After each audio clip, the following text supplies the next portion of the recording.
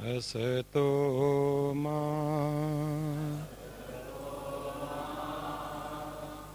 सद्गमय तमसो मा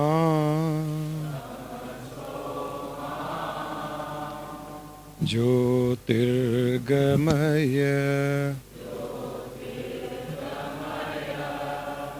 मृत्योर्मा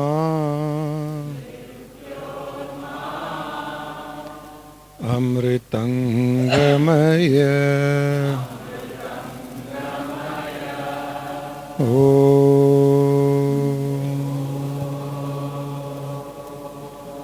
शांति शांति शांति।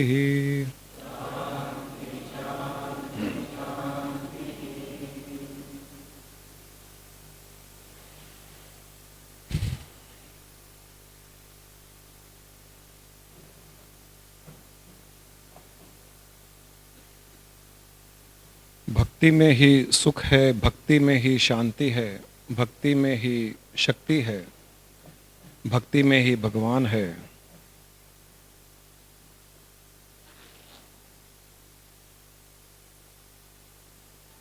हम सब भगवान के ही अंश हैं, अर्थात स्वयं भगवान है।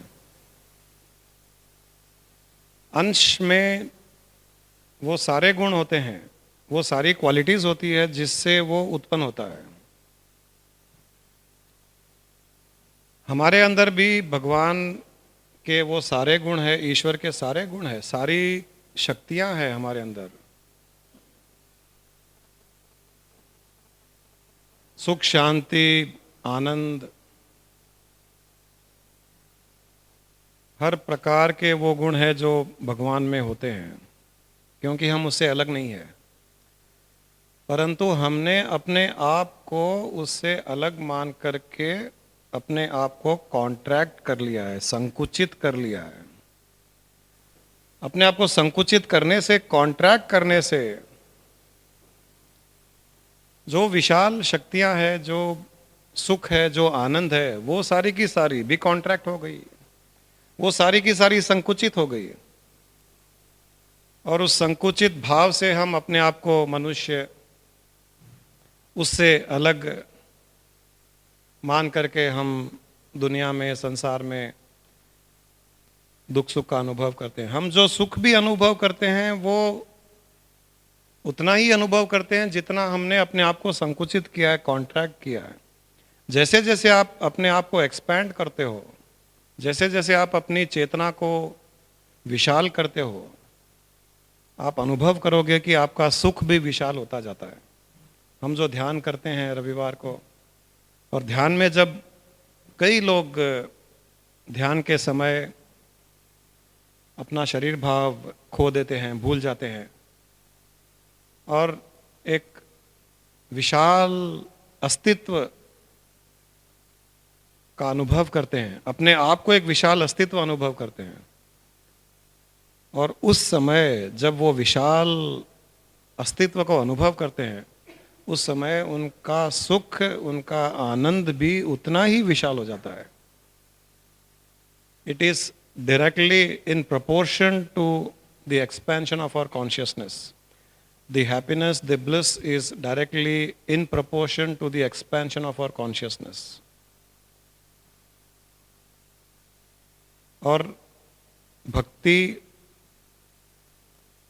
का भी अर्थ यही है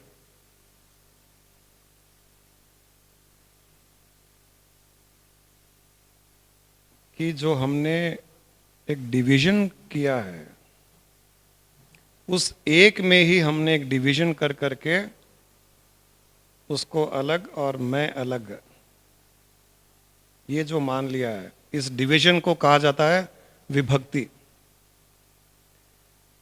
विभक्ति यानी डिवाइड कर देना है। तो कहा जाता है कि जब तक विभक्ति है तब तक ही भक्ति की आवश्यकता पड़ती है। जब विभक्ति खत्म हो जाती है, समाप्त हो जाती है, तब भक्ति की भी आवश्यकता नहीं पड़ती है। और भक्ति की ही इसीलिए जाती है कि जो हमने एक विभाग किया है, यानी हमने उस एक को ही दो में और अनेक में बांट दिया है। उसको फिर से एक करना, उसको जोड़ना, उसे भक्ति कहा गया है। जिस एक से ही हम अपने आप को अलग मान करके एक छोटा सा, एक माइन्यूट सा अस्तित्व हमने जो मान लिया है, उसको तोड़ करके पुनः उसी में लीन हो जाना, उसे भक्ति कहा जाता है। भक्ति में बड़ी शक्ति होती है। कई शास्त्रों में कहानियां आती है जिसमें भक्ति की शक्ति बताई जाती है। वो इसीलिए होती है कि हमारे अंदर, जैसे मैंने कहा कि भगवान की संपूर्ण शक्तियां हैं, वो भक्ति से दूर हो जाती है। भक्ति से हमारी संकुचित शक्तियां दूर होकर के विशाल शक्तियां हमारे अंदर आ जाती है। जागृत हो जाती है। जागृत हुई है,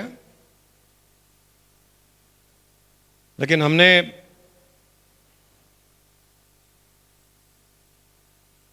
उसको फैलाने नहीं दिया, फैलने नहीं दिया।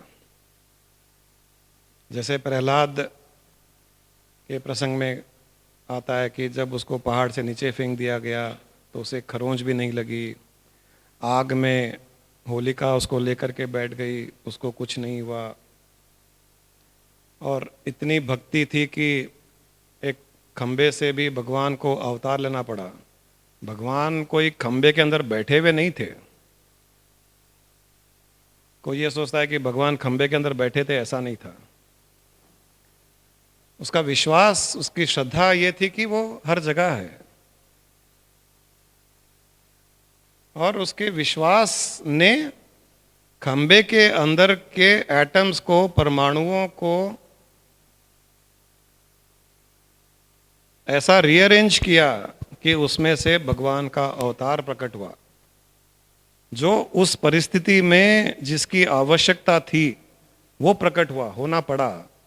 क्योंकि ये शक्ति हमारे अंदर है कि हम किसी भी चीज की रचना रच सकते हैं, यहां तक कि एक भगवान के रूप का, आकार का भी हम रचना रच सकते हैं। हमारी भावना में, हमारी भक्ति में इतनी शक्ति होती है। संसार की छोटी मोटी चीजों को रचने के लिए तो कोई शक्ति नहीं चाहिए, बहुत आसान है। अगर हम उसके साथ में एक हो जाते हैं तो हमारी शक्तियां तो छोटी मोटी वस्तुओं को उत्पन्न करने में, प्रकट करने में तो कुछ समय नहीं लगता है। यहां तक प्रहलाद ने तो यहां तक बता दिया कि हम भगवान के अवतार को भी प्रकट कर सकते हैं। वो जो नरसिंह अवतार है वो प्रहलाद की देन है, वो ऐसे मानिए उसको।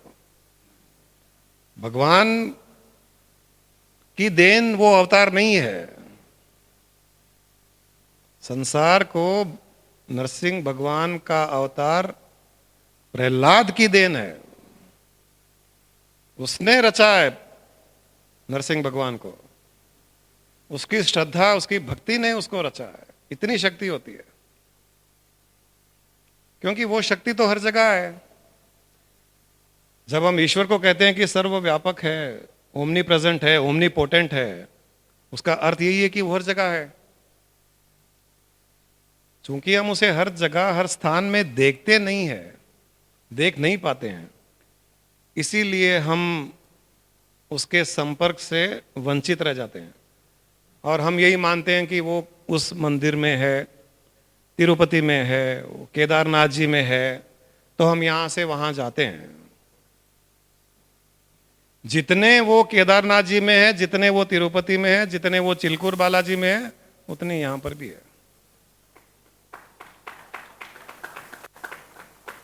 और अगर भक्ति होगी तो उसको हम प्रकट भी कर सकते हैं, वहां का वहीं प्रकट कर सकते हैं। भक्ति का अर्थ यही है कि एक हो जाना उससे। जैसे मैंने कहा, विभक्ति दो करती है, विभाजन करती है, डिवीजन करती है, डिवाइड करती है। उस एक को विभक्ति डिवाइड करती है और भक्ति वापस उससे एक कराती है।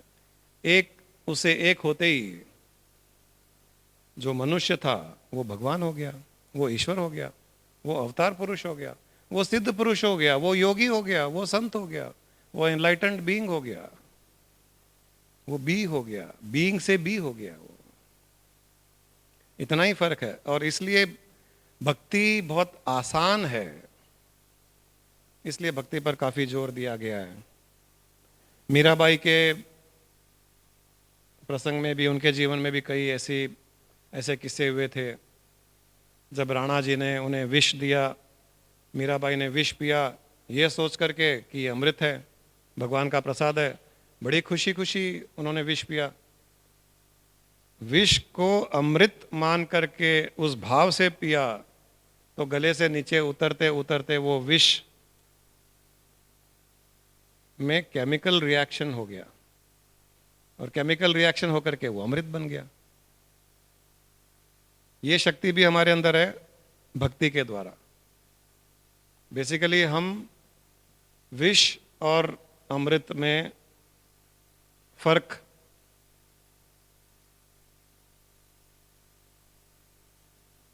केवल केमिस्ट्री का है, केवल एटम्स के अरेंजमेंट्स का है, और कुछ नहीं है। एक एटम के अरेंजमेंट्स में विष बन जाता है, पॉइजन बन जाता है, उसी को रीअरेंज कर दो तो वो विष अमृत बन जाता है, और वो भावना के द्वारा संभव है।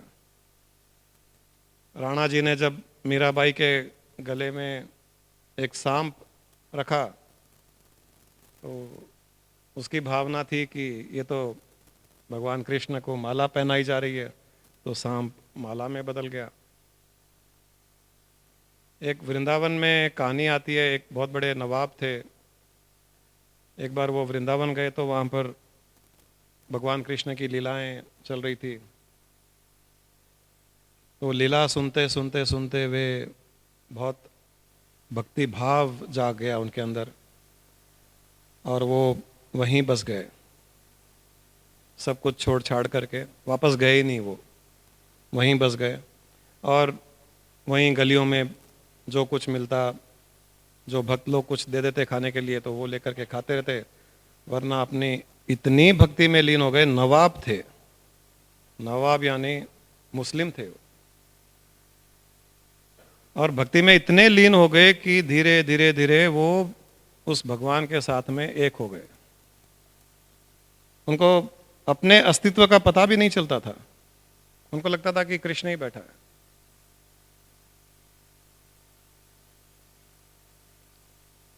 एक बार दिन भर से उनको कोई खाना पीना कुछ नहीं मिला, बेचारे बैठे थे। वो तो अपनी मस्ती में बैठे थे, उनको भूख प्यास का भी कोई अंदाज़ा नहीं था। तो रात को जब मंदिर बंद हो गई, वो बाहर बैठे रहते थे वहाँ पर चौकी पर। तो भगवान कृष्ण, कहा जाता है कि उनके सामने जो थाली कटोरी जो खाना रखा हुआ था, वहाँ पर जो भोग लगाया हुआ था, वो लेकर के आए नवाब के पास और उसको खिलाया। वो खाते रहे, अपना खा करके बैठे रहे, वहीं सो गए। सुबह मंदिर खुला, पुजारी आया, अंदर गया, जाकर के देखा, जब भगवान को स्नान कराने का टाइम आया तो देखा वहाँ पर थाली कटोरी नहीं थी। जो भोग लगाने का समय आया जब, तो ढूंढने लगे। ढूंढते ढूंढते देखा तो बाहर उस नवाब के पास पड़ी थी थाली कटोरी। तो सबने सोचा कि इसने चोरी की है मंदिर के अंदर से, क्योंकि मंदिर तो रात को बंद था, आया कहाँ से ये। तो लोगों ने खूब उसको मारा, उसके कपड़े फाड़ दिए, बहुत हालत ख़राब कर दी। खैर भगवान का भक्त था, उसने बुरा नहीं माना, बैठा रहा वहीं पर। खून निकलने लगा कई जगह से, कपड़े फट गए। तो थाली कटोरी लेकर के वो पुजारी अंदर चला गया। जाकर के वहाँ भगवान के सामने से पर्दा हटाया तो देखा कि भगवान के मूर्ति के कपड़े फटे हुए हैं, और कई जगह खून निकल रहा था भगवान की मूर्ति से। जाकर के देखा तो जहाँ उस नवाब के शरीर से खून निकल रहा था, वहाँ के वहीं उसी जगह उस मूर्ति पर खून की बूंदें थी, और वैसे ही कपड़े फटे हुए थे। लोगों ने आया, माफ़ी मांगी उनसे, फिर रात में उस पुजारी के सपने में कहते हैं कि भगवान कृष्ण आए थे और कहा कि मुझ में और उस नवाब में, उसका नाम माधव रखा गया बाद में, कोई अंतर मत समझना कभी, वो मुझसे एक हो गया है और इसीलिए उसे जब भूख लगती है तो मुझे भूख लगती है, उसे मारोगे तो मुझे मार लगेगी, उसको खाना दोगे उसका पेट भरेगा तो मेरा पेट भरेगा। इस हद तक भक्ति की शक्ति मानी जाती है। बहुत फेमस कहानी है वहाँ वृंदावन की, माधव पीर नाम से। हाँ, तो बहुत बड़े भक्त इन्हीं दिनों में हुए हैं, कोई बहुत ज़्यादा पुरानी बात भी नहीं है। ऐसे ऐसे भक्त हुए। एक बार तुलसीदास जी एक मंदिर में गए, राधा कृष्ण की मूर्ति थी वहाँ पर, तो तुलसीदास जी तो राधा कृष्ण के भक्त नहीं थे, तो वो दर्शन नहीं किए। तो लोगों ने कहा कि आप तो वैसे तो बहुत बड़े भक्त हो भगवान के, तो आप हाथ क्यों नहीं जोड़ रहे हो? बोले नहीं, मैं राधा कृष्ण के दर्शन नहीं करता है। ये अगर सीताराम की मूर्ति है तो मैं दर्शन करूंगा, राधा कृष्ण की नहीं करूंगा। इतने में वो मूर्ति पूरी बदल गई, राधा कृष्ण की मूर्ति सीताराम में परिवर्तित हो गई। तुलसीदास जी ने तब जाकर के दर्शन किए। ये भावना से होता है। यहाँ जो कहानियों में बताया गया है, ये उस भावना की शक्ति बताई गई है कि हमारे अंदर भक्ति भावना की शक्ति कितनी होती है और हम कितना उसका उपयोग, कितना यूज करते हैं। भक्ति भावना हमको सुख दे सकती है, शांति दे सकती है, आनंद प्रदान कर सकती है और हमें ब्रह्म भाव में ले जा करके आत्म साक्षात्कार, एनलाइटनमेंट दे सकती है। इतना सब कुछ भक्ति कर सकती है। और सबसे बड़ी भक्ति मानी गई है स्वस्वरूपानुसंधानम भक्तिरित्यभिधीयते, कि अपने स्वरूप का अनुसंधान करना सबसे बड़ी भक्ति है। यानी ध्यान में बैठ करके उस निराकार, विशाल, सर्वव्यापक, सर्वशक्तिमान ईश्वरीय तत्व की भक्ति करना ध्यान के द्वारा सबसे बड़ी भक्ति मानी गई है। ये जो हम मूर्ति पूजा करते हैं ये भी भक्ति के अंतर्गत ही आती है। यहां से और आगे उस आकार निराकार से भी परे उस भाव में एक हो जाना, वो सबसे उत्तम भक्ति मानी गई है। हम लोग जो ध्यान करते हैं वो भी कुछ उसी तरफ ले जाने की एक कोशिश है हमारी कि भक्ति के द्वारा उस ओर ले जाएं। भक्ति और कई तरह से की जाती है, पूजा पाठ है, भजन है, ये सब भी भक्ति के ही अंश हैं। लेकिन भक्ति की भी सीढ़ियाँ होती है। सबसे ग्रॉस फॉर्म की भक्ति है पूजा पाठ, दिया जलाना, आरती करना, ये सब ग्रॉस फॉर्म की है। फिर वहाँ से आगे भावना से, फिर और आगे ध्यान के द्वारा, फिर और आगे अपने आत्म स्वरूप में लीन हो जाना, ये भक्ति के स्टेजेस हैं। तो अपने अंदर की भक्ति भाव को जगाए रखिए, हर समय उससे एक होने की कोशिश कीजिए। जो विभाजन जो हमने किया, जो विभक्ति हमने क्रिएट की, जो डिवीजन हमने क्रिएट किया, उस डिवीजन को खत्म करके एक होने की कोशिश कीजिए, जीवन कल्याण हो जाएगा।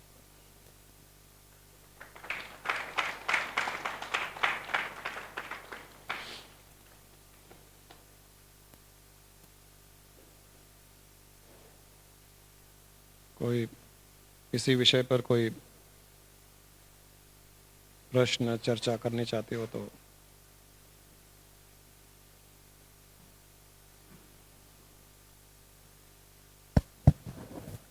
नमस्कार गुरुजी। इस युग में आप बताए कि हमने इतने कॉन्ट्रैक्ट हो गए हैं कि इतनी भक्ति हम नहीं कर सकते हैं। तो इस युग में हम इतने अच्छे, जो पहले जितने अच्छे अच्छे बड़े महान हो गए, इस युग में बोलते हैं कि it is not possible. Is it because of कि हमने इतना कॉन्ट्रैक्ट हो गए हैं कि हमारी जो शक्ति है हम you are not utilising it, that is the reason that we are not able to find the enlightenment. और एनलाइटमेंट पीपल जो हमने पहले, जैसे आपने बताया प्रहलाद की बहुत सी ऐसी कहानियाँ, जो हम सुनते हैं वो इस युग में हमको सुनने मीन्स कि इस युग के लोग सुनने नहीं मिल रहे हमको, then what is the reason? इस युग की ही कहानी बताई थी अभी आपको, जो नवाब की कहानी बताई थी, माधव जी की कहानी बताई थी, वो इसी युग की है। ऐसा नहीं है कि इस युग में उस प्रकार के भक्त नहीं है, पुराने युग में थे। ये तो इसलिए कोट किया जाता है कि ये कहानियाँ इतनी फेमस हो गई है कि कोट करना, समझाना आसान है, समझना भी आसान है, क्योंकि शास्त्रों में लिखा हुआ है, हर भागवत में हर जगह इनको कोट किया जा रहा है। तो हमको एक विश्वास है कि हाँ ऐसा कुछ हुआ था, इसीलिए कोट किया जा रहा है। वरना अनकोटेड लाइव एग्जाम्पल्स कई हैं जो कोट नहीं हुए हैं। हो सकता है जो 10,000 साल के बाद कोट होंगे, क्योंकि ये जो प्रहलाद की कहानी है, मीराबाई की कहानी भी है। जब मीराबाई थी, जब प्रहलाद थे, तब इतनी फेमस नहीं थी, आज हुई है। तो आज से 50,000 साल के बाद में हो सकता है कि आज की कहानियां भी फेमस होंगी। शास्त्रों में कहा गया है कि यति, सती, महापुरुष और संत। यति यानी एक योगी, एक वैरागी। सती मतलब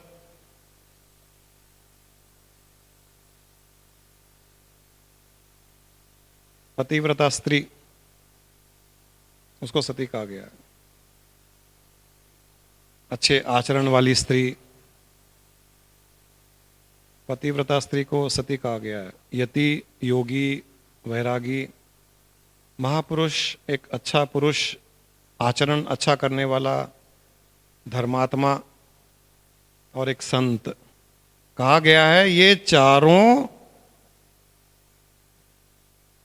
हर युग में, हर काल में, हर स्थान में रहते हैं। ऐसा कोई युग नहीं है, ऐसा कोई समय नहीं है जब इनमें से कोई नहीं रहता है धरती पर।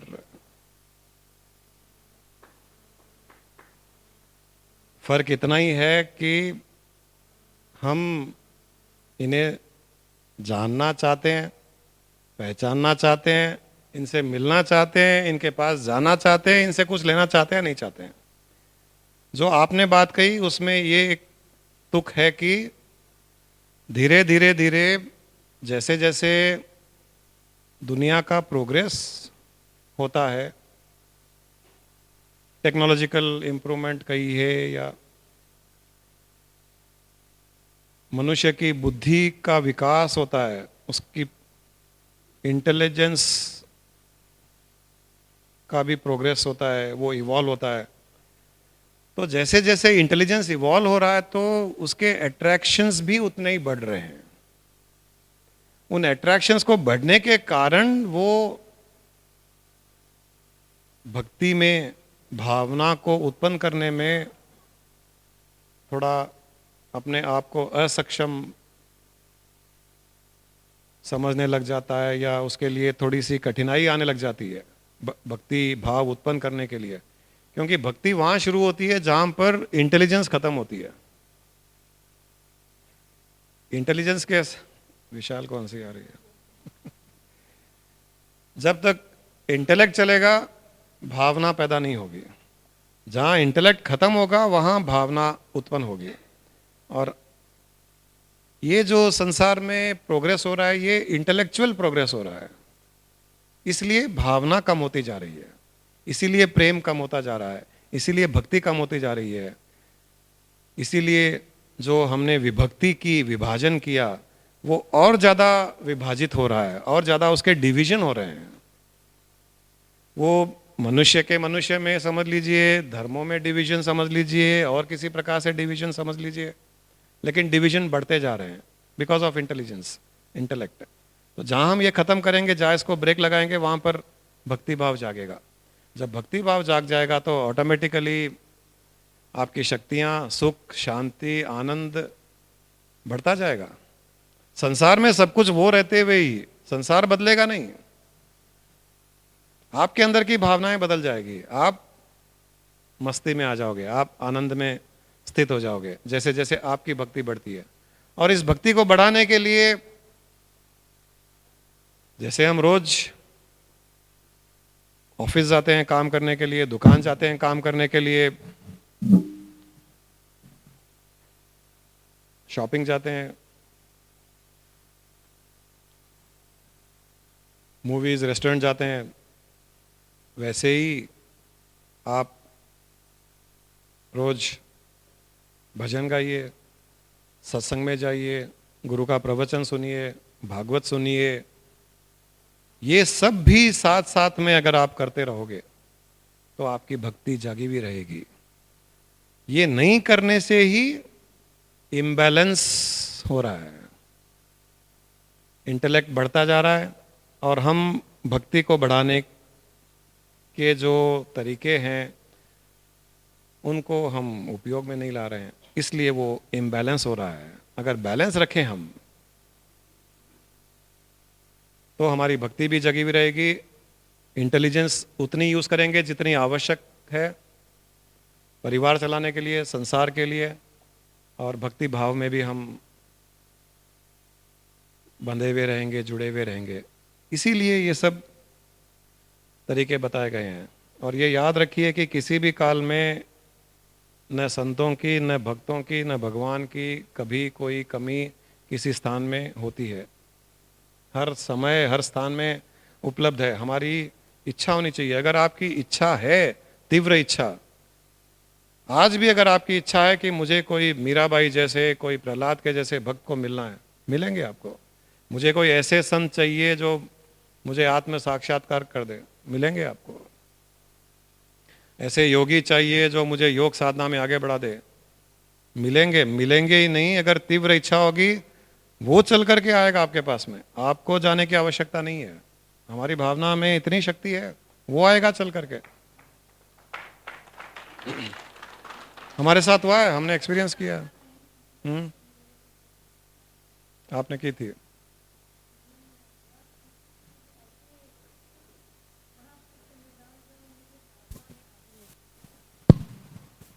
तो महापुरुष तो मिले ही नहीं आपको। आप तो मिले। मैंने जिस दिन प्रार्थना की थी उस दिन शाम में मैंने पेपर में पढ़ा था। तो नेक्स्ट डे प्रीति का सेशन चल रहा था वहाँ बेगम बाजार में, महेश्वरी भवन में। तो 2-3 दिन मैंने वो अटेंड किया है, उनका जो 3 दिन का था। तो एंडिंग में मैंने कहा था, मैं प्रीति आपको सिखाने वाला कौन है? कहते क्यों? मैं कहा मुझे उनको उनसे मिलना है। आप ही ऐसे तो वो कैसे होंगे? तो वो कहते आप संडे आ जाओ, मैं आपको गुरु जी से मिला दूंगी। तो मैं जब आपके पास आ रही थी उस दिन, मैं बहुत सारे क्वेश्चन मन में लेके आई थी, बहुत सारे। मैंने ये पूछूंगी, मैं वो करूंगी, मैं ये देखूंगी, अपने मन में बहुत कुछ संशय लेके आई थी। जितना वो प्रीति बता रही उसमें कुछ गुण भी है कि नहीं, मैं तो देखूं तो सही। मगर गुरु जी जिस दिन मैं उस दिन आके बैठी, आपने साधना कराई, आपने साधना के बाद जो क्वेश्चन आंसर कराए, मुझे मेरे बोलती बंद कर दिया आपने।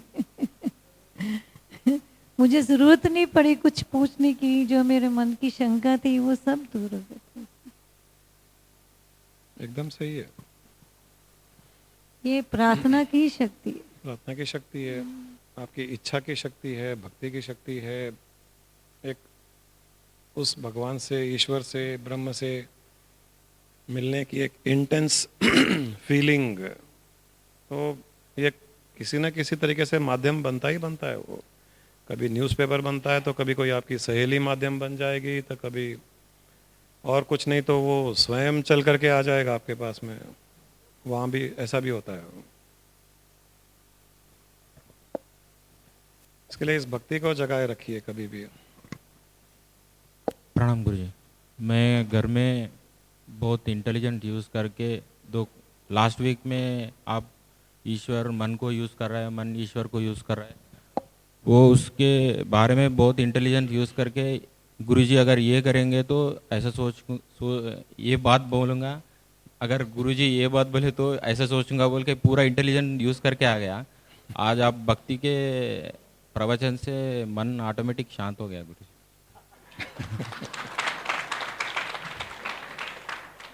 तुम शांत हो जाओगे तो ये सत्संग का मजा नहीं आएगा। तो हाँ, वो बात भी सही है गुरुजी। अभी मैं ऐसा सोच रहा हूँ ना, नेगेटिव, और अगर आप बोलेंगे मन ईश्वर को यूज़ कर रहा है बोले तो मैं ऐसा बोलूँगा, ये खोज में भी मज़ा है गुरुजी।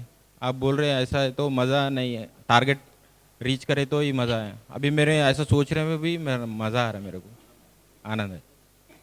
उसको फंसा के मैं छूट जाऊंगा बोल के मैं सोच रहा हूँ, उसमें भी मज़ा है। मैं फंस गया, उसमें भी मज़ा है, मगर मैं फंस गया तो वो उसमें मज़ा। तो एक्चुअली उससे दूर करने का मन ही है गुरुजी। तो वो मन का क्वालिटीज़ एक दूसरे टाइप के है, उसका क्वालिटीज़ दूसरे टाइप के है। तो आप एक बार बताए थे, एक छोटा नमक एक ग्लास में है तो उसको नमक दिखेगा, वो तालाब में नहीं तो नहीं दिखेगा। उसको दूसरे टाइप में मैं सोचा, तालाब समुंदर में नमक है तो उसमें पूरा नमक है, और वो ग्लास में लिए तो भी नमक है। तो मैं वो बाहर देखे तो भी उसको बोल रहे प्योर है बोल के। मेरा एक्सपीरियंस है, आपका वर्ड सही होगा, मगर मैं क्लैरिटी से पूछ लेना। तो मेरा अंदर मैं जो उसको देख रहा हूँ वो भी प्योर है, मगर मन में जो साल्ट है वो डिफरेंस है। तो मैं जानना चाहता हूँ, ईश्वर मन को यूज़ कर रहा है, मन ईश्वर को यूज़ कर रहा है। अभी दो टाइप का मैं सोच के आया गुरुजी। अगर ये बोले तो मैं ये बोलूँगा, अगर वो बोले तो ये बोलूँगा बोल।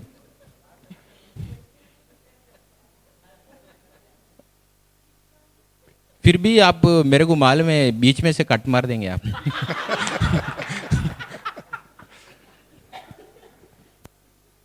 वो कट मारने का नहीं सोच के है क्या कि कट मारेंगे तो क्या करूंगा?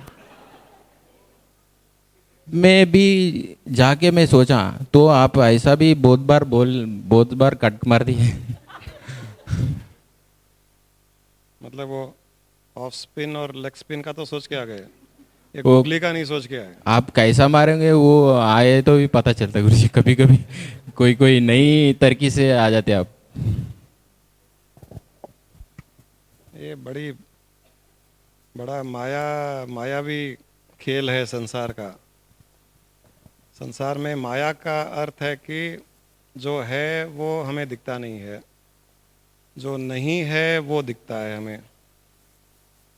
ये मन भी ऐसा ही कुछ है। एक्चुअल में एज सच मन है ही नहीं, मन कुछ भी नहीं है, ब्रह्म ही है।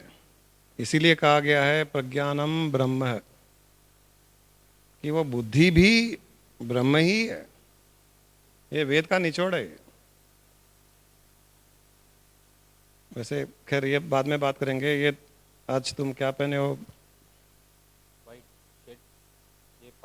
शर्ट और पैंट। आज टी शर्ट नहीं पहने हो?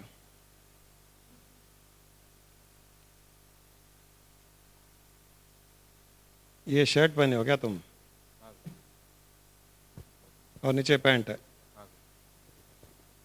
मुझे ना तो शर्ट दिख रहा है ना पैंट दिख रहा है।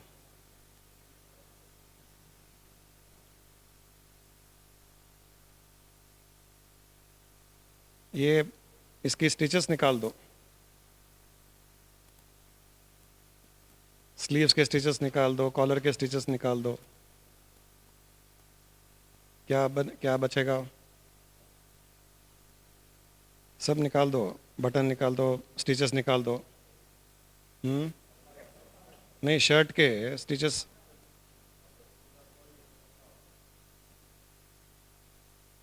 तो शर्ट था ही कहाँ? पैंट के भी स्टिचेस निकाल दो तो क्या हो जाएगा वो? आप जो कपड़े में शर्ट देख रहे हो ये माया है। जो शर्ट में कपड़ा देखता है वो ज्ञानी है। ये शर्ट का अस्तित्व है ही नहीं है, पैंट का अस्तित्व नहीं है। अब और आगे जाएंगे तो जो कपड़ा हम कह रहे हैं कि कपड़ा ही है, चलो ये क्यों नहीं बोलते हो कि मैं कपड़ा पहना हुआ हूं, शर्ट पहना हुआ हूं, क्यों बोला? शर्ट से कपड़ा अलग है क्या? कपड़े से शर्ट अलग है क्या?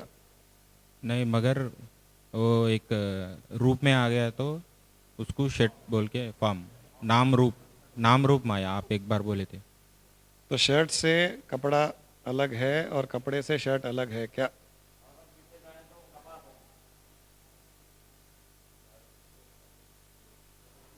तो उसका ही है, तो मगर क्वालिटीज दूसरे दूसरे दिख रहे गुरुजी। तो शर्ट में क्वालिटीज दिख रहे हैं ना, हाँ, कपड़े में कॉलर नहीं होता, कपड़े में स्लीव नहीं होता। मनी हम जिसे जान रहा कपड़ा है, कहते हैं, मनी जान रहा है मैं नहीं हूँ बोल के, मगर मन नहीं है तो मैं नहीं है जैसा भी उसको नहीं पता था।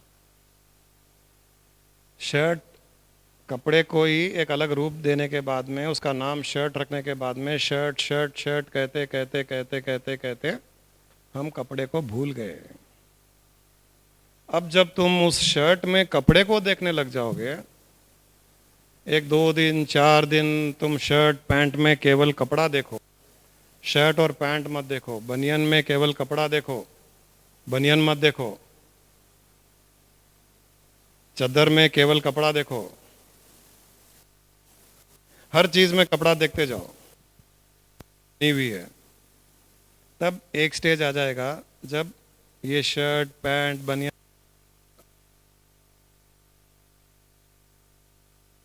तो वैसे ही ये मन, मैं वो नहीं हूं, मैं वो नहीं हूं, मैं वो नहीं हूं, हजारों सालों से मैं मन हूं, मैं, मेरा अस्तित्व अलग है, सोचते सोचते सोचते वो शर्ट बन गया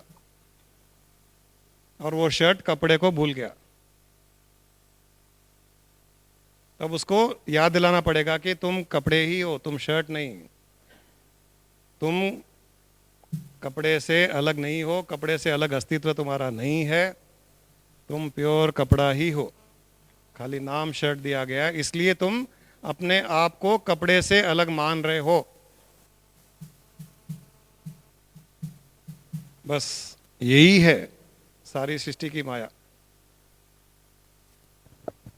का आंसर ये है कि ईश्वर ही मन को यूज कर रहा है, मगर यूज कर रहा है नहीं है, मन नहीं है, ईश्वर ही है। हाँ, यूज करने का सवाल ही नहीं है। यूज वो करेगा जहां उससे कोई दूसरा होगा। क्या कपड़ा शर्ट को यूज कर रहा है या शर्ट कपड़े को यूज कर रहा है? एक तरह से देखो तो तुम बोल सकते हो कि शर्ट ने कपड़े को यूज किया, शर्ट बनाने के लिए शर्ट ने कपड़े को यूज किया। हाँ, बोल सकते हो नहीं बोल सकते हो? बोल सकते हैं। कपड़े को यूज किया तो ही शर्ट बना। हो, अब शर्ट ने कपड़े को यूज किया या कपड़े ने शर्ट को यूज किया? कपड़े ने शर्ट को यूज किया। पता नहीं मुझे वो तो। अगर कपड़ा कपड़ा जैसा रहे तो उसको शर्ट नहीं होता कपड़ा ही है बोलते ना, हैं। कपड़ा ही है, कपड़ा कपड़ा ही है, उसमें कोई अंतर नहीं है। मगर उसको पहनना बोले तो शर्ट जैसा होना बोल के वो शर्ट जैसा बन गया। तो वो कपड़ा खत्म हो गया। नहीं, उसमें है। उसमें मतलब वो कपड़ा ही है ना। हाँ, शर्ट में कपड़ा है। हाँ, तो तुमने कपड़े के अस्तित्व को खत्म करके उस कपड़े के ऊपर एक नया अस्तित्व इंपोज कर दिया। ओके, हाँ, ये नया अस्तित्व इंपोज करने से पुराना जो अस्तित्व है, जो ओरिजिनल है, जो सत्य है, वो छुप गया उसमें। अब इसमें धीरे धीरे इस कपड़े को भी, तुम कपड़े के एक एक धागा निकाल दो, एक एक एक एक धागा निकालते जाओ कपड़े का, तो कपड़े का अस्तित्व भी खत्म हो जाएगा। क्या बचेगा? धागा बचेगा। तो तुम कपड़ा भी पहने हुए नहीं हो, तुम खाली धागा ही पहने हुए हो, ऊपर भी धागा नीचे भी धागा।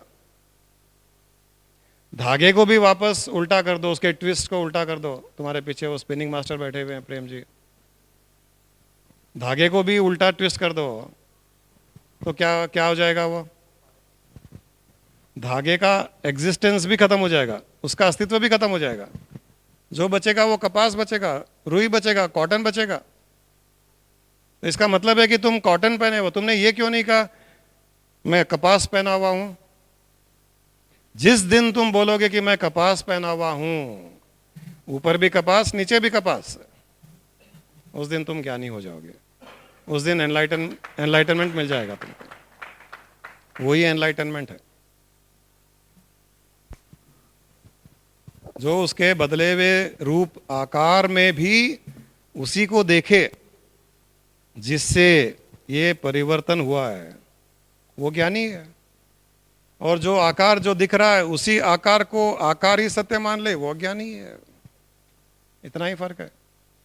इसलिए मैंने कहा ना, सारी दुनिया में दो ही तरह के जीव होते हैं, एक ब्रह्म ज्ञानी, एक ब्रह्म अज्ञानी।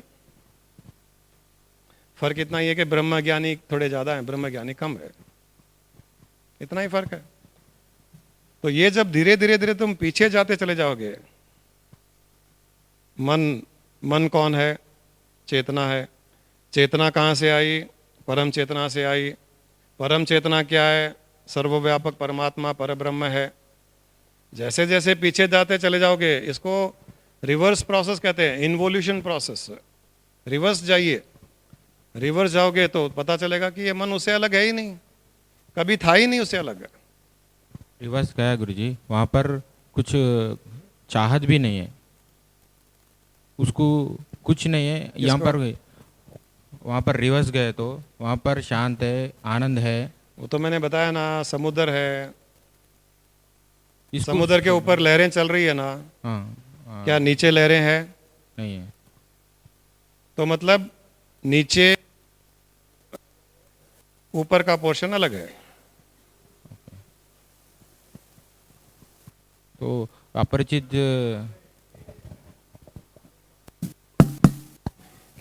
का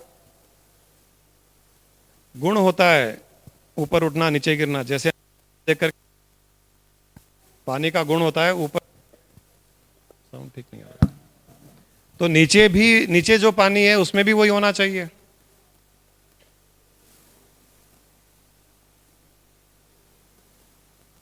तो समुद्र के नीचे के स्तर को और ऊपर लहरों को, क्या दो अलग अलग चीजें हैं? एक ही है। वैसे ही एक है वो। और ये मन, ब्रह्म समुद्र के नीचे वाला है, मन समुद्र की लहरें हैं।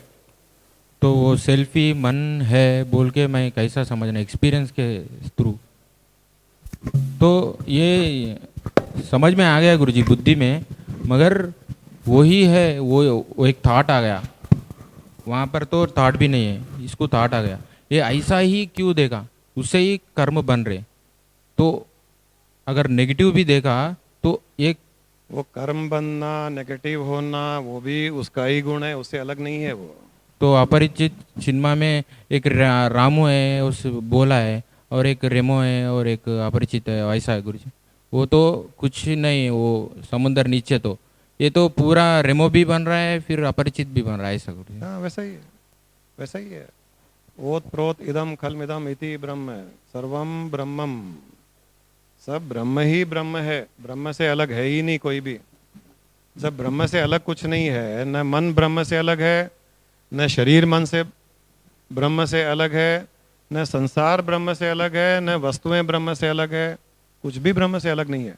जब मन थक जाता है जन्म जन्मांतर से शरीर धारण करते हुए, कर्मों को करते हुए, दुख सुख भोगते हुए, जब वो थक जाता है तब वो चाहता है कि मैं वापस ब्रह्म बन जाऊं।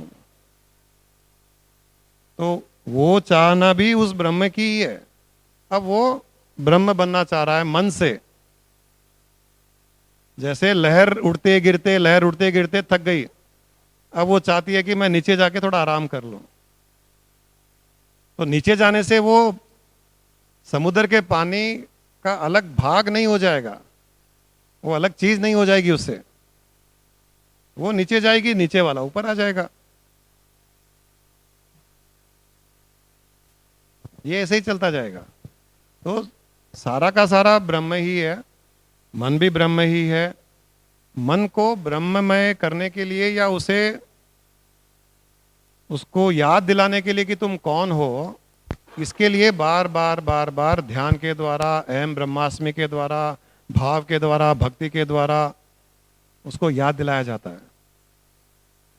मैंने उस दिन कहानी सुनाई थी, एक यहाँ सुनाई क्या यार, भूल से सुनाई क्या, आदमी भूल जाता है।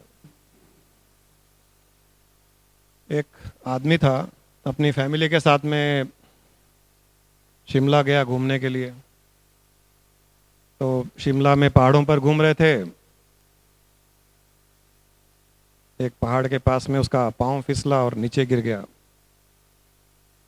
बड़े बड़े पेड़ थे, झाड़ियाँ थी, जंगल था। फैमिली वालों ने ढूंढने की कोशिश की, पुलिस आई, सब लोगों ने ढूंढा, गांव वालों ने ढूंढा, कहीं कुछ नहीं मिला।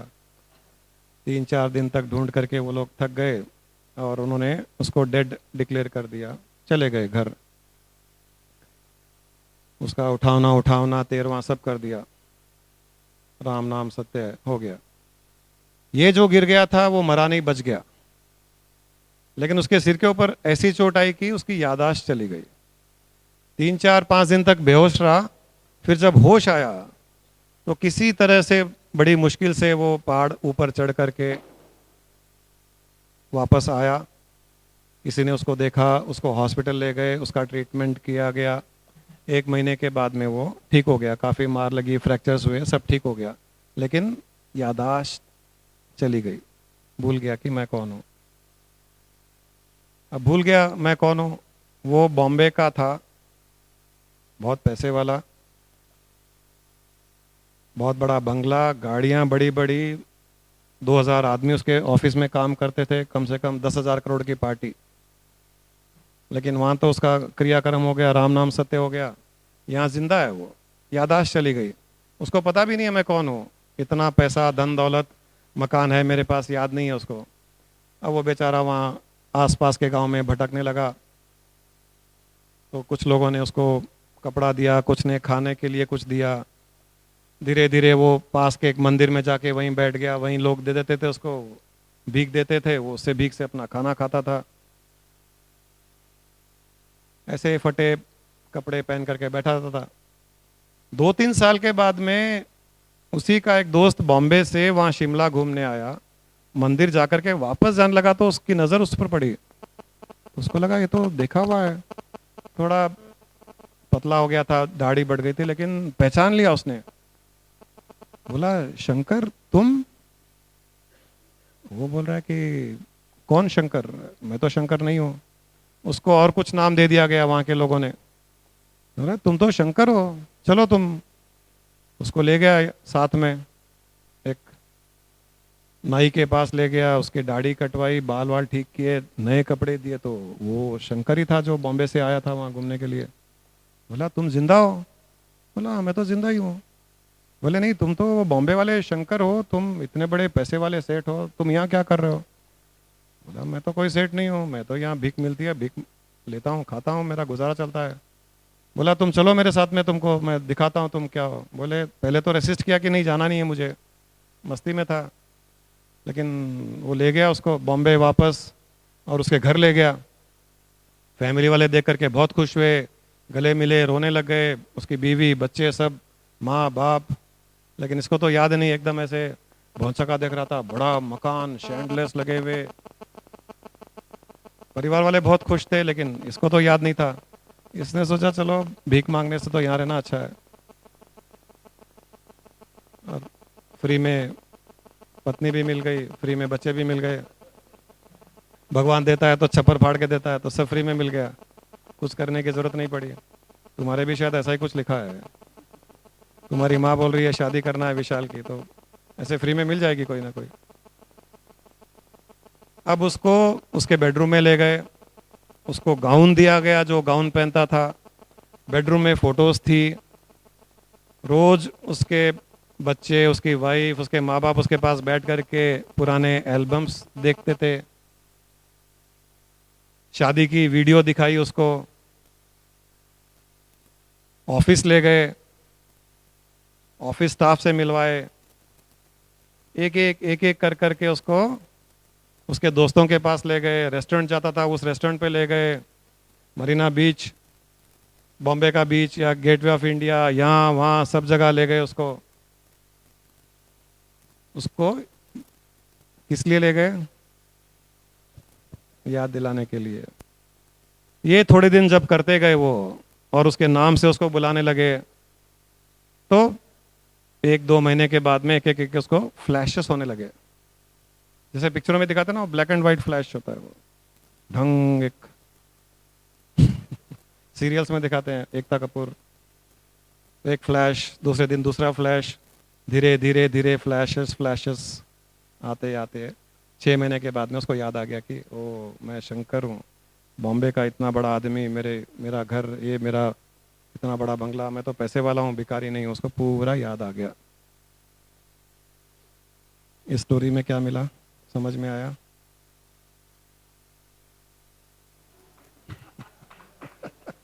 याद?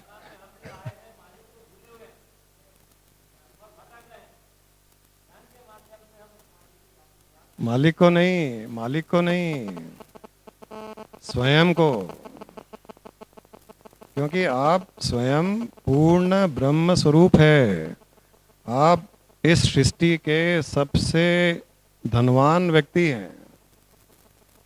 आपके पास में ऐश्वर्य है, आपके पास में समृद्धि, आपके पास में सुख, आपके पास में आनंद, सारी सृष्टि के मालिक आप हो, वो भूल गए और मैं एक छोटा सा जीव, भिखारी, अपना काम चला रहा हूँ, स्ट्रगल कर रहा हूँ, ऐसा सोच करके यहाँ हम भटक रहे हैं।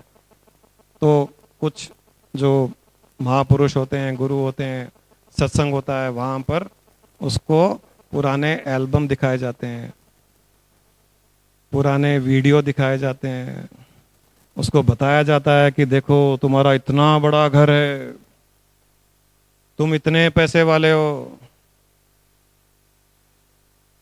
तुम्हारे साथ में तुम जो चाहो वो कुछ कर सकते हो, हर चीज तुम्हारे पास में है। बार बार उसको सत्संग में याद दिलाया जा रहा है,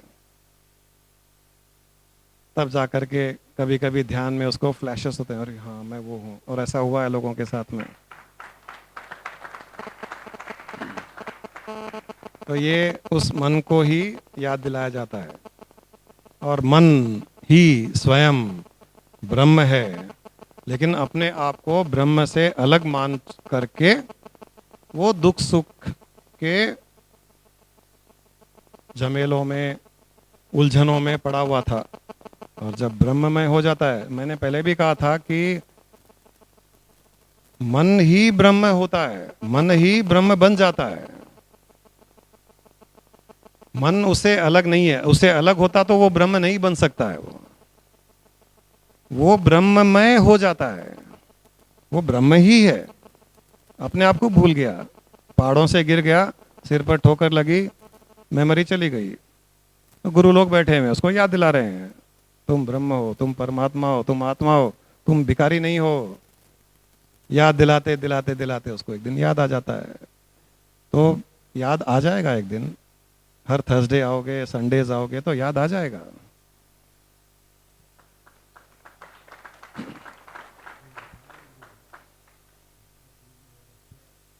नहीं आ रहा क्या sound? Now okay?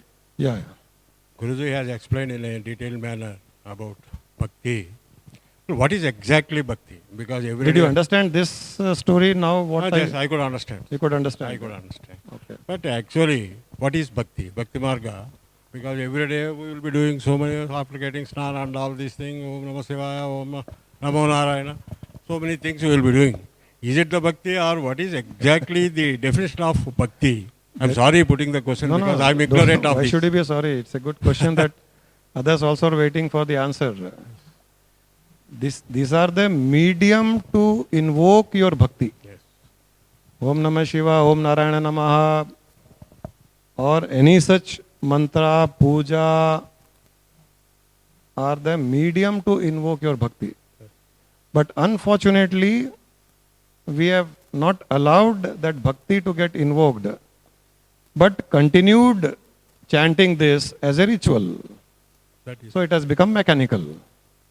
However, even if it has become mechanical, one day, if you continue to chant, there is high possibility that the bhakti will get invoked.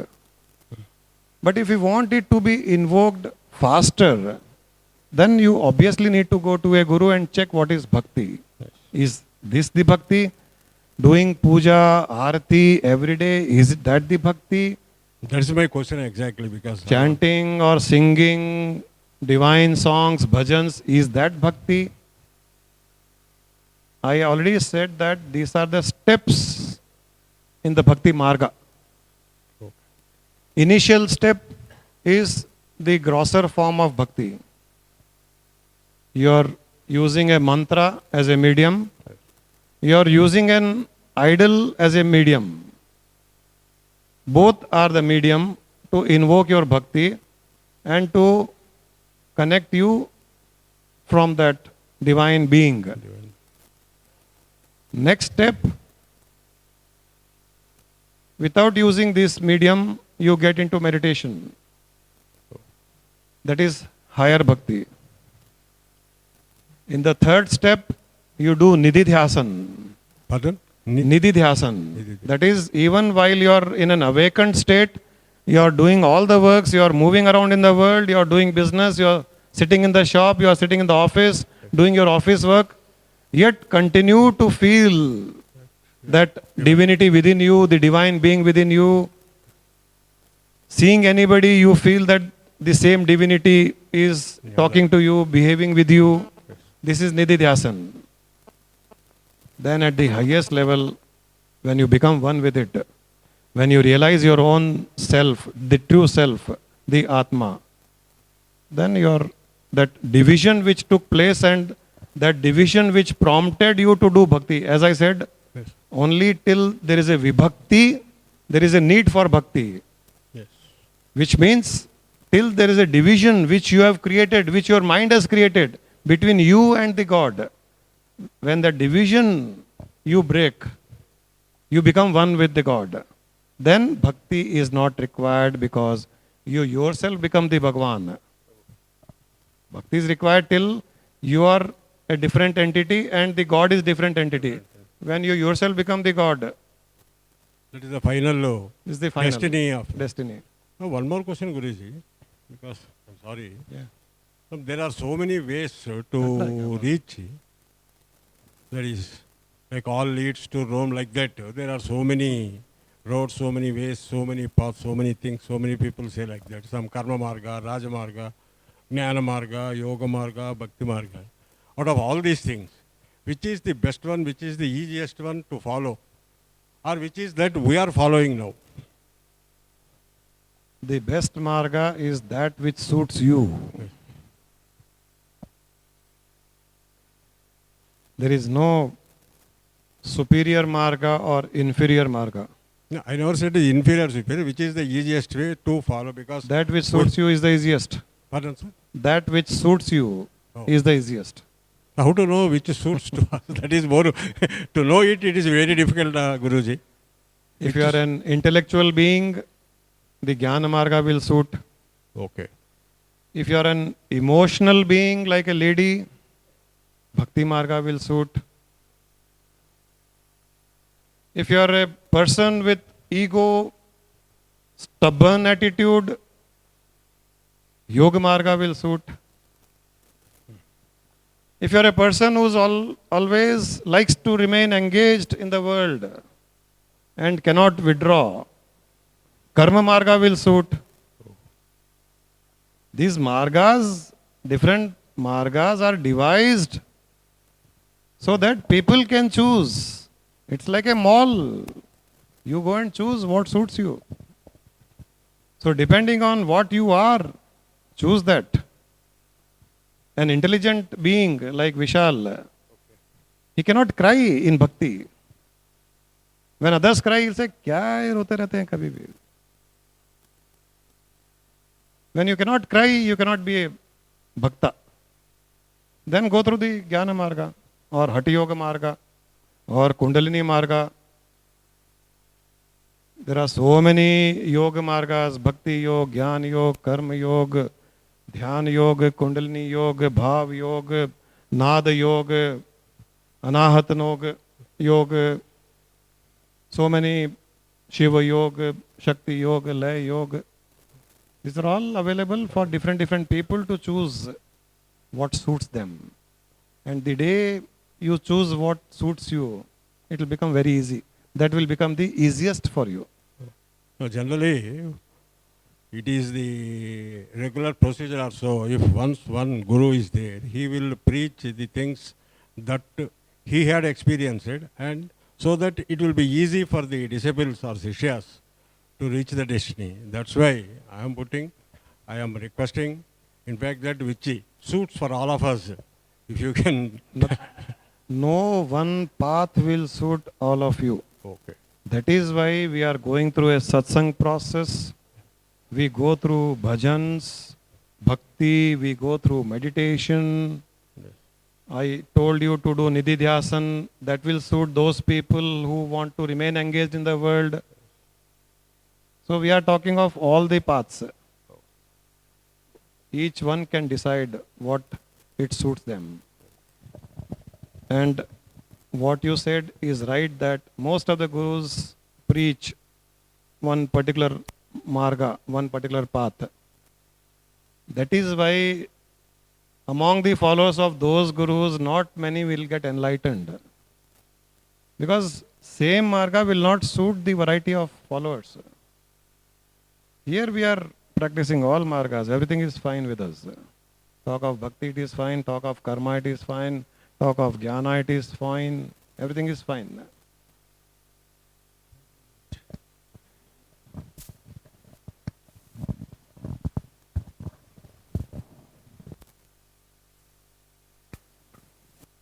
जय कृष्णा। मुझे ये जानना है कि बच्चों को ज्ञान की तरफ कैसे जाना चाहिए। बच्चों को ज्ञान की तरफ आप ऐसे जहाँ पर सत्संग होता है, कोई गुरु हैं, उनके पास जाइए, वहाँ पर कुछ ना कुछ सीखने को मिलेगा। इंटरेस्ट नहीं भी होता है कई बार, जैसे आप बच्चे हो तो यहाँ पर कई बार बहुत हाई लेवल की बात भी होती है, आपका इंटरेस्ट डेवलप नहीं होगा।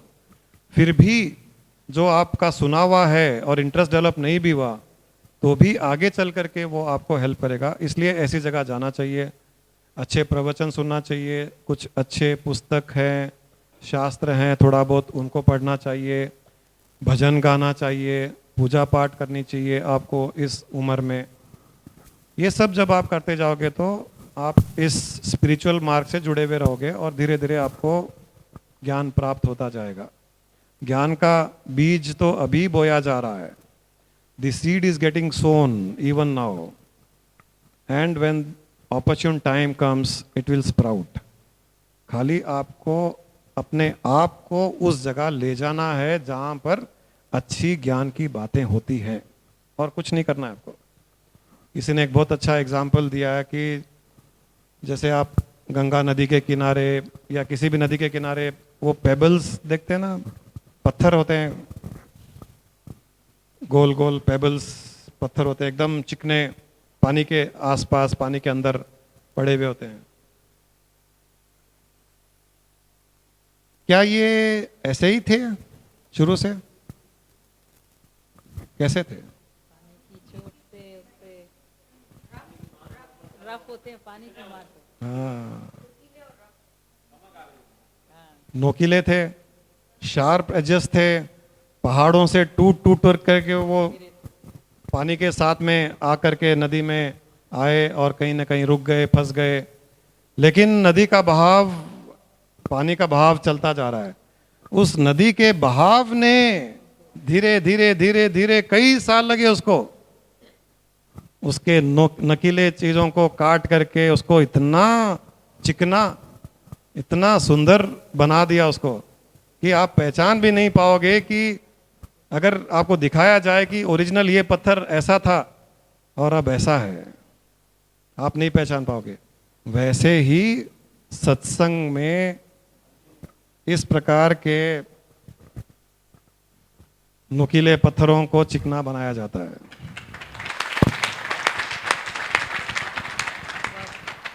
वहां नदी में उस पत्थर ने कुछ नहीं किया, नदी में पत्थर ने कुछ नहीं किया।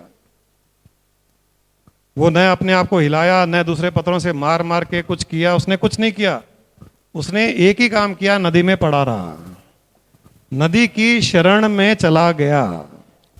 नदी की शरण में जाने से अपने आप जो काम करना था वो नदी ने किया। इसीलिए सत्संग में जाकर के आपको कुछ नहीं करना पड़ता है, जो करना है वो गुरु करेगा, उसका काम है। वो चिकना बनाएगा, वो सुंदर बना देगा, वो प्यारा बना देगा।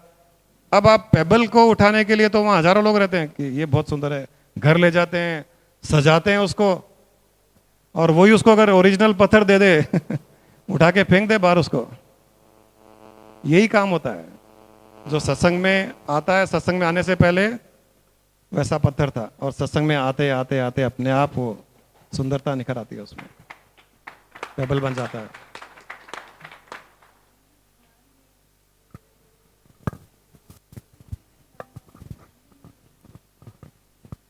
अब माइक में बोलिए, वो लाइव चल रहा है अभी। जब ध्यान में एक स्थिति आती है, वहाँ मन नहीं रहता है, थॉट भी नहीं रहता है, वो कौन सी स्थिति होती है? वो कौन सी वहाँ स्थिति मन तो नहीं है, तो मन नहीं है तो ब्रह्म नहीं है, फिर क्या, कौन सी स्थिति है वो? मन है जब तक ब्रह्म नहीं है, मन नहीं है जब तक तो ब्रह्म ही ब्रह्म है। किसी ने कहा था ना कि हे मन, अगर तू न होता तो आज मैं ब्रह्म होता। तू ही मुझे मेरे स्वरूप से ही अलग ले जा रहा है। तो मन ध्यान में लीन हो जाता है, वो उसका अस्तित्व समाप्त हो जाता है, तो वहां केवल ब्रह्म ही ब्रह्म टिका रहता है। तो उसी में ही अपने आप को स्थित करना है, उसी में स्थित करना है, वही करना है, वही हम है।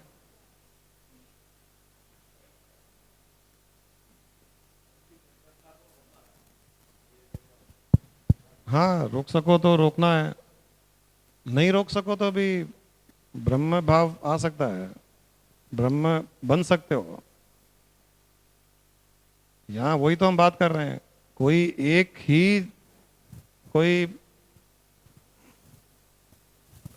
तरीका, एक पद्धति की हम बात नहीं कर रहे हैं। चलिए, एक आदमी कहता है कि मेरा मन शांत नहीं रह सकता, नहीं रहता है। वो हमारी आरती कहती थी, मेरा ध्यान लगता ही नहीं है, मैं बैठ तो जाती हूँ लेकिन ध्यान नहीं लगता है। कोई प्रॉब्लम नहीं है, ध्यान नहीं लगता है, मन बहुत चंचल है। तो हमने चंचल मन को भाव दे दिया निधि ध्यासन के द्वारा। तुम चंचल बने रहो, रुकना ही नहीं है, चंचल बने रहो। चंचलता में ही भाव दे दिया, और वो चंचलता के भाव में वो मन को लगा लगा करके स्वतः ही, जहां पहले प्रयास करके ध्यान नहीं लगता था, अब ध्यान से बाहर नहीं निकलता है वो मन। वो आंखें खुली है तो भी ध्यान में है, आंखें बंद है तो भी ध्यान में है, ऐसा मन हो गया है वो। तो चंचल मन को भी उस स्थिति में ले जाया जा सकता है, मन को रोक करके भी ले जाया जा सकता है। बहुत अच्छा होता है जब हम हर तरह से उसको अटैक करते हैं। जैसे जब वार छिड़ जाता है, कोई इंडिया पाकिस्तान का वार, किसी भी कंट्री का वार छिड़ जाता है, तो ऐसा नहीं होता है कि गवर्नमेंट बोले कि चलो पहले आर्मी को ट्राई करते हैं, फिर नेवी को करेंगे। ऐसा नहीं होता है। अगर वार छिड़ गया तो army, navy, air force, diplomacy, US को बोलना है, रशिया को बोलना है, सब कोशिश कर लेंगे वो कि चारों तरफ से अटैक करो। ये चारों तरफ से जो अटैक करेगा, बहुत जल्दी वो उस स्थिति को प्राप्त कर लेगा। चारों तरफ से अटैक करने का अर्थ है सब कुछ करते हुए निधि ध्यान करते जाओ, बीच बीच में ध्यान करो, सत्संग में जाकर के ज्ञान की बातें सुन लो, भक्ति भाव जागृत करो। ये सब जो कर ले वो बहुत जल्दी उस स्थिति को प्राप्त कर लेता है। किसी का प्रश्न आया है, dear Guruji, every year you are taking your sannyasins and followers to Sunipenta. In what way it is beneficial, especially for our enlightenment? Time pass के लिए जाते हैं, ऋषिकेश हो, सुनीपेंटा हो, एक चेंज ऑफ प्लेस, माइंड अभी जो बात हो रही थी, जैसे आप एक मूवी देख करके आते हो आईनॉक्स में, अगले वीक एक नई मूवी आती है, फिर आईनॉक्स में जाते हो, तीसरे वीक एक नई मूवी आती है, फिर आईनॉक्स में जाते हो, चौथे वीक नई मूवी आएगी तो आप देखोगे यार दूसरे कौन से थिएटर्स में लगी हुई है, मूवी वही है। आप आईनॉक्स में जाइए या प्रसास में जाइए या सिनेप्लेक्स में जाइए, लेकिन आईनॉक्स जा करके वहाँ के वो पॉपकॉर्न खा खा करके, वहाँ के फ्रेंच फ्राइज खा खा करके, नाचोस खा खा करके थक गए हैं, तो अब प्रसास में चलेंगे। तो माइंड भी एक ही एक जगह एक ही एक चीज़ करते हुए थक जाता है, तो माइंड के ही क्वालिटी को यूज़ कर रहे हैं, उसको एक वैरायटी दे रहे हैं। कभी सुन्नी पेंटा ले गए, तो कभी ऋषिकेश ले गए, तो कभी यहाँ कृष्णा हाउस में आ गए, तो कभी आवर प्लेस में चले गए, कभी भारतीय विद्यावन में कोई कार्यक्रम कर लिया, तो कभी कुछ कर लिए। माइंड को एंटरटेनमेंट, माइंड की क्वालिटी को यूज़ कर करके, उसको ये नहीं कि नहीं तुम इस पहाड़ में, हिमालय में, गुफा में 20 साल बैठे रहो, वो नहीं कर रहे हैं, क्योंकि हम लोग उसके लिए बने हुए नहीं हैं। तो हम लोग जिस चीज़ के लिए बने हुए हैं हम उसको यूज़ कर रहे हैं, उसीलिए हम ये सब। दूसरा,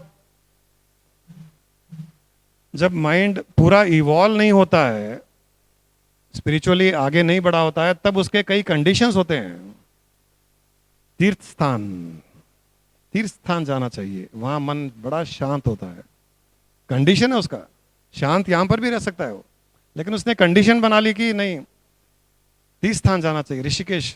तो हम ऋषिकेश ले जाते हैं, तो कहते हैं गुरुजी यहाँ तो क्या ध्यान लगा गंगा किनारे। माइंड वही है, ध्यान करने वाला भी वही है, ध्यान कराने वाला भी वही है, लेकिन उसकी कंडीशन वहां फुलफिल हो गई कि यहाँ का पॉपकॉर्न अच्छा है, यहाँ के नाचोस अच्छे हैं, तो उसको वो पसंद आई जगह। वैसे ही सुन्नी पेंटा ले गए, ये सिद्ध पुरुषों का स्थान है। कई लोग बोलते हैं कि श्रीशैलम शास्त्रों में लिखा हुआ है, वहाँ सिद्ध पुरुष घूमते रहते हैं। मुझे कुछ लोग पता है, जानता हूँ, वो मुझे कहते हैं कि यहाँ सिद्ध पुरुष रहते हैं जंगलों में, और ये सुना गया है कि सिद्ध पुरुष का आशीर्वाद चाहिए तो आदमी को ध्यान में बैठना चाहिए, छत के ऊपर बैठना चाहिए, और शर्ट वगैरह नहीं पहनना चाहिए, ऐसे ही बैठना चाहिए। मैंने बोला इतना कमज़ोर सिद्ध पुरुष है कि बिना छत में बैठे, बिना शर्ट पहने हुए भी अगर वो आशीर्वाद नहीं दे सकता तो वो सिद्ध पुरुष है ही नहीं। पहली बात तो उसको तो ये कोई छत, ये आरसीसी कंक्रीट, उसको कोई रुकावट नहीं बन सकती आपको आशीर्वाद देने के लिए, लेकिन उसकी कंडीशन है वो। तो वो बैठता है, कई बार वो छत पर जाकर के शर्ट खोल करके बैठ जाता है और फील करता है कि कोई सिद्ध पुरुष जा रहा होगा, आशीर्वाद दे रहा होगा। उसकी कंडीशन है और उसका ध्यान वहाँ अच्छा लगता है छत के ऊपर। तो ये अपनी अपनी कंडीशंस है, इन कंडीशंस को फुलफिल करने के लिए ही ये सुन्नी पेंटा है, कभी ऋषिकेश है, कभी और कहीं है, कार्यक्रम बनते रहते हैं। अभी सुन्नी पेंटा जा ही रहे हैं हम लोग। आप लोगों को, जो लोग चल रहे हैं वो चलिए, जो नहीं चल रहे हैं सोच लीजिए, वहाँ सिद्ध पुरुष हैं, घूमते रहते हैं आशीर्वाद चाहिए तो हमारे साथ चलिए, शायद आपका कनेक्शन करवा दें। यहाँ बैठे रहोगे तो चांस कम है, क्योंकि वो सिद्ध पुरुष सिटी पसंद नहीं करते हैं वो तो वहाँ जंगलों में मिलेंगे। ये अलग बात है कि हमारा कनेक्शन सिद्ध पुरुष है तो आईनॉक्स में भी हो जाता है, प्रसास में भी हो जाता है, क्योंकि वो भी वहाँ बैठा रहता है, मूवी देखता रहता है, हम भी बैठे मूवी देखते रहते हैं, मूवी चलती रहती है, हम आपस में बातचीत करते रहते हैं। लेकिन आपको मिलाना हो तो आपको वहाँ ले जाना पड़ेगा वो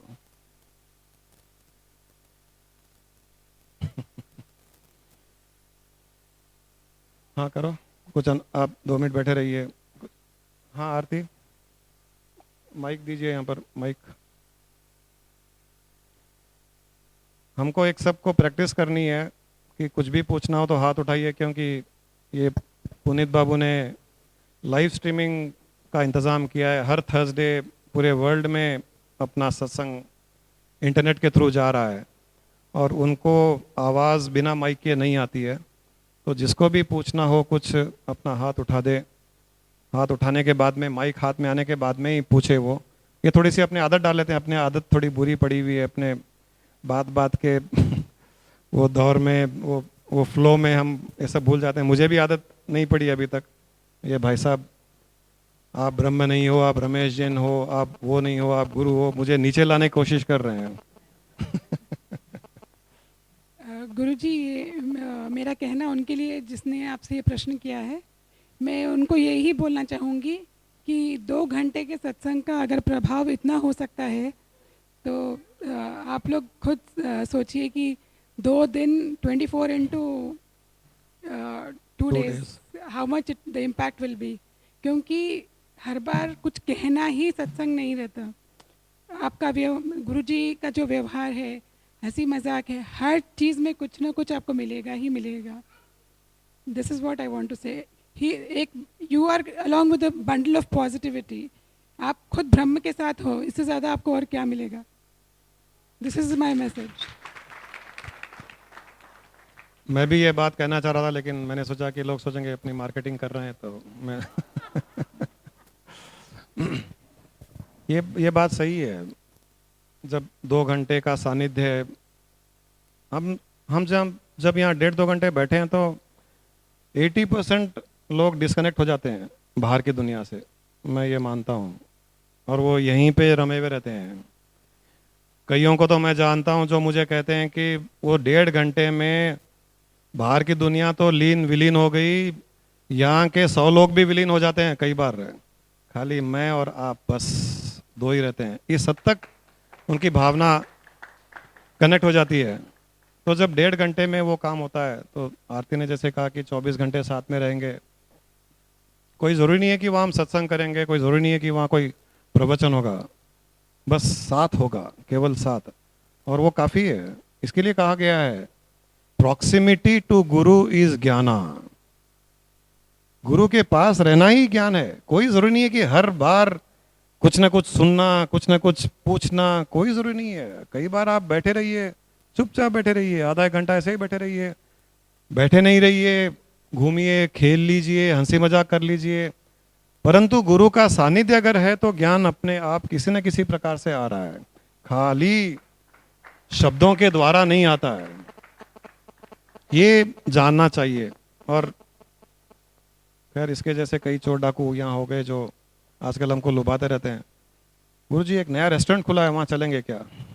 मुझे पता है ना इनका इंटरेस्ट है जाने का, न हमारा कोई इंटरेस्ट है, लेकिन वो चाहते हैं कि चलो 1-2 घंटे साथ में बिताया जाए। वो जगह ऐसी है गुरुजी, आपके ही लायक है। वो धीरे धीरे कई बार हम भी फंस जाते हैं माया में, हमको क्या प्रॉब्लम है? मुक्त जीव माया में फंसता है तो भी प्रॉब्लम नहीं है। लेकिन मैं यही कहना चाह रहा था कि एक मौका ढूंढा जाता है कई बार गुरु के सानिध्य का, जो हम भी एक्चुअल में मेरे पाँव पे कुल्हाड़ी मैंने ही मारी है, क्योंकि जो जो हम हमारे गुरु के साथ करते थे मैंने लोगों को बता दिया, अब वो सब हम पर अप्लाई कर रहे हैं। लेकिन उसका बेनिफिट बहुत मिला है, उस सानिध्य का बेनिफिट, प्रॉक्सिमिटी का बेनिफिट भयंकर मिला है, हम लोगों को मिला है। और हमारे गुरु के साथ में हमको आप लोगों के सानिध्य का भी बेनिफिट मिला है, आप लोगों को भी मिला होगा। थोड़ा हम्बल रहना चाहता हूँ। गुरु जी का के चरणों में प्रणाम। हाँ केदारनाथ जी, अभी अभी आप लोग आरती को सुन रहे थे। आरती मेरी भतीजी है, और मैं आप लोगों को ये बता दूं कि जो मेरी बेटी है, इसके अंदर जो पॉजिटिव चेंज मैंने देखा है, भयंकर पॉजिटिव चेंज है। मैं बहुत गर्व के साथ कह सकता हूं कि आरती के अंदर, सिर्फ आरती नहीं, मेरे सारे परिवार में बहुत बड़ा चेंज है। और मेरे पास वो सब गुरुजी, पहाड़ से टूटे हुए टुकड़े थे, अब पेबल्स हो गए हैं सब। नहीं पेबल्स ही थे, मैं तो ऐसे ही हंसी मजाक कर रहा हूँ, पहले से ही बहुत अच्छे।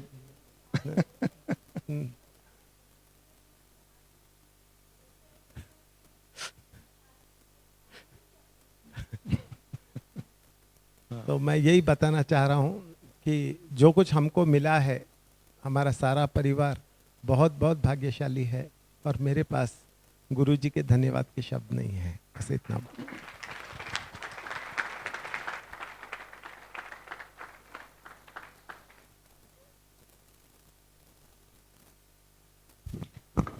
नमस्ते। श्रीशैलम स्पिरिचुअल रिट्रीट जो भी कोई जा रहा है वो 9:30 सवेरे 9:30 जा रहे हैं वो यहाँ बात कर ले। आपने इतवार को बताया था कि ध्यान में जाने के लिए, तो 2 दिन तक मेरे को बहुत अच्छा लगा। जब 1 घंटे में जब जैसे ही बैठते थे तो आंखें नहीं खुलती थी, ऐसा लगता था बंद ही करके बैठे रहो। 2 दिन के बाद में जैसे जब बैठती हूँ तो ध्यान इधर उधर चले जा रहा है, तो इसको कंट्रोल नहीं कर पा रही हूँ मैं। ये धीरे धीरे आप जब प्रैक्टिस करते जाओगे हाँ। तो अपने आप वापस काबू में आ जाएगा। अच्छा। उसको आदत नहीं पड़ी अभी। हाँ। 1-2 दिन तो उसको कुछ नई चीज मिली। हाँ। तो नई चीज जैसे मैंने कहा, माइंड को वैरायटी चाहिए। हाँ। आइनॉक्स आइनॉक्स आइनॉक्स, वही पॉपकॉर्न खा खा के थक गया हो। हाँ। तो उसको प्रसाद जाना है। हाँ। तो वैसे ही 2 दिन तो उसको नई चीज मिली, अरे यार बहुत अच्छी चीज है, तो हाँ। 1-1 घंटे से ध्यान कर रहे हैं, बहुत अच्छा लग रहा है। हाँ। 2 दिन के बाद में बोर हो गया वो, ये क्या है ये? मैंने थोड़ा सा अच्छा अनुभव दिया, ये तो उंगली पकड़ाई तो पूरा पहुंचा ही पकड़ लिया। तो वो अपना रंग दिखाने लग गया। दिखाने दीजिए। आप हर घंटे आधा मिनट 1 मिनट का ध्यान करते जाइए, वो चाहे ध्यान में लगे या न लगे। आप अपना प्रैक्टिस करते जाइए, धीरे धीरे उसको आदत पड़ जाएगी, फिर वो परमानेंट हो जाएगा। और कोई ऐसी टेक्निक लीजिए। आप कोई टेक्निक लेते हैं, कैसे करते हैं ध्यान? क्योंकि अगर खाली आंख बंद करके बैठेंगे तो चांसेस काफ़ी है कि माइंड यहाँ वहाँ जाएगा। किसी चीज़ पर कॉन्सेंट्रेट कीजिए उसे, और 10-20 सेकंड 30 सेकंड तो कंसंट्रेशन हमारा रह जाता है। तो ईजीएस्ट है सांस के ऊपर कंसंट्रेट करना, या यहाँ देखते हुए ओम का जाप मंत्र कीजिए और मन में गिनते जाइए। अगर गिनना हो तो 1 ओम, 2 ओम, 3 ओम, तो कंसंट्रेट बढ़ेगा, उसका कंसंट्रेशन बढ़ेगा। ऐसे कोई चीज़ लीजिए तो उसको कंसंट्रेट करने के लिए आसानी होगी। कुछ दिनों के बाद में आपको कंसंट्रेट करने की जरूरत नहीं पड़ेगी, फिर खाली आंख बंद कीजिए, ध्यान में चले जाएंगे। और ये इन्होंने बहुत अच्छा अभी ये सब्जेक्ट निकाला है। कई लोगों ने मुझे अपने एक्सपीरियंसेस सुनाए, हर घंटे से 10 सेकंड, 20 सेकंड, आधा मिनट, 1 मिनट का ध्यान लास्ट सेशन में बताया गया था। कई लोगों को ज़बरदस्त बेनिफिट हुआ है उसका। तो कृपया आप सब लोग जो अटेंड नहीं भी किए वो सेशन, हर 1 घंटे से ज़्यादा नहीं, आधा मिनट, 20 सेकंड, 10 सेकंड ध्यान कीजिए हर 1 घंटे से। बहुत जल्दी आप देखोगे कि आपके सोच में, आपकी थिंकिंग में, आपकी भावनाओं में, आपकी नेगेटिविटी में बहुत अंतर आ जाएगा, बहुत जल्दी। ये अच्छा लग रहा है ये करने से। हाँ, करते बस रहिए। वो मन इधर उधर हो रहा है तो अब वो कंसंट्रेट करेंगे तो रुक जाएगा वो।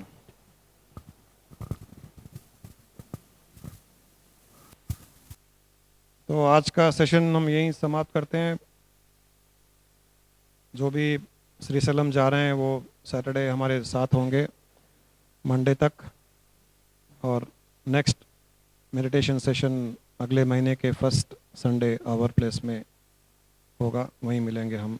उसके बीच में गुरु पूर्णिमा का मंडे शाम को भारती विद्या भवन, और नेक्स्ट थर्सडे फिर यहीं मिलेंगे। आप सबका बहुत बहुत धन्यवाद। आप सबका कल्याण हो। लोका समस्ता सुखिनो भवन्तु।